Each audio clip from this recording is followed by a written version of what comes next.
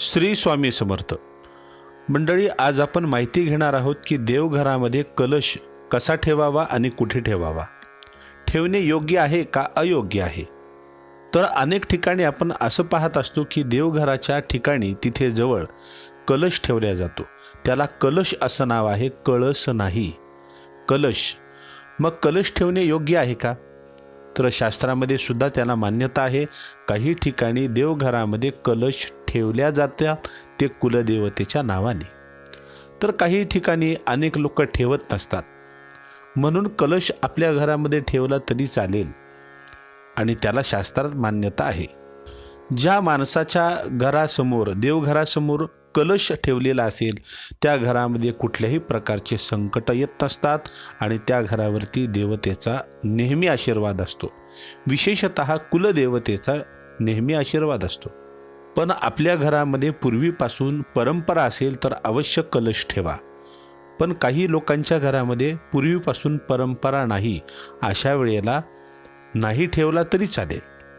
मग कलश ठेवत असताना कसा ठेवावा याबद्दल काही माहिती आहे का? आपण याबद्दल जाणून घेऊ। आपल्या देवघरामध्ये कलश ठेवत असताना शक्यतो मंगळवारी शुक्रवारी अशा या दिवशी ठेवा। देवीचा वार ज्या दिवशी असतो त्या दिवशी कलश मांडा। तर कलश ठेवत असताना कसा ठेवावा, काय काय सामान लागतं?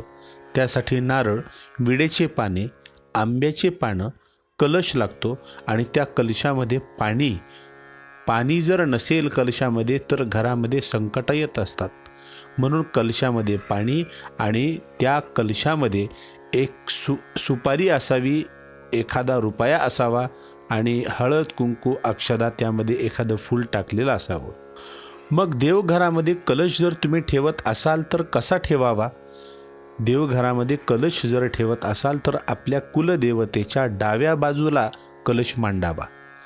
आधी तांदूळ टाकावे, त्या तांदळावरती कलशाची स्थापना करावी आणि त्या कलशावरती नारळ ठेवावं। फक्त कलशावरती नारळ ठेवत असताना एका गोष्टीची काळजी घ्यायची, नारळ कधीही कलशावरती कसं ठेवावं हे स्क्रीनवरती आपण पाहत आहोत, त्या नारळाचं तोंड वरती असावं आणि खालचा जो भाग असतो तो कलशाच्या मध्ये असावा आणि तोंड वरती असावं, अशा पद्धतीने कलशावरती नारळ ठेवावं। स्क्रीनवरती आपण पाहत आहोत। कुलदेवतेच्या डाव्या बाजूला कलशाची स्थापना करून त्यानंतर कलशाच्या चारही बाजूला गंधाचा पट्टा ओढावा। 5 प्रकारचे पट्टे ओढावे। मग 5 प्रकारचे पट्टे का ओढतात आपण, का गंध लावतो? तर 4 पट्टे म्हणजे 4 वेद आणि 5वा पट्टा म्हणजे वरुण देवता, म्हणून 5 पट्टे ओढण्याची प्रथा आपल्या हिंदू धर्मामध्ये आहे। पण मात्र नारळाला एखादा दोरा अवश्य गुंडाळा आणि कलशाला सुद्धा एखादा दोरा अवश्य गुंडाळा। काही ठिकाणी स्वस्तिक काढल्या जातं तरी सुद्धा चालेल, कलशावरती स्वस्तिक काढलं तरी चालेल।